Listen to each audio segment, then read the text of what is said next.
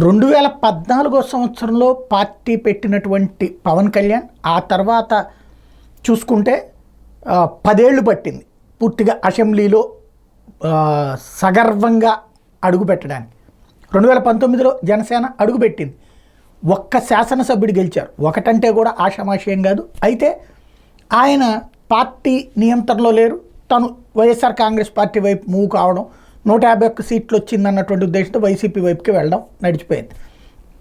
జనసేన ప్రాతినిధ్యం అన్నటువంటిది తొలిసారి అప్పుడు ఉన్నా లేకుండా పోయినట్టయింది.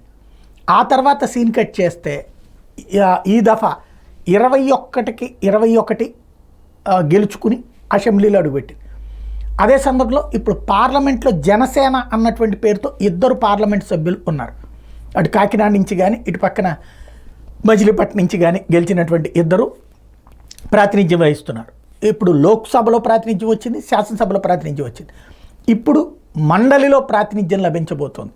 తొలిసారిగా 2014 తర్వాత తొలిసారి శాసన మండలిలో ప్రాతినిధ్యం లభించబోతోంది. ఏదైతే 2 ఎమ్మెల్సీలు వైఎస్ఆర్ కాంగ్రెస్ పార్టీకి సంబంధించిన వాళ్ళ మీద అనర్హత వేటు వేసినటువంటి నేపథ్యంలో అందులో ఉన్నటువంటి సీటుకి సంబంధించి ఇప్పుడు ఏదైతే ఒకటి రామచంద్ర గారిని మళ్ళీ కొనసాగిస్తూ ఇంకొక వైపున హరిప్రసాద్ గారికి ఇచ్చినటువంటి నేపథ్యంలో పవన్ కళ్యాణ్ గారి రాజకీయ కార్యదర్శి ఆయన ఇప్పుడు ఎమ్మెల్సీగా అడుగుపెట్టబోతున్నారు. అంటే తొలిసారి మండలిలో జనసేనకి ప్రాతినిధ్యం లభించినట్టయింది.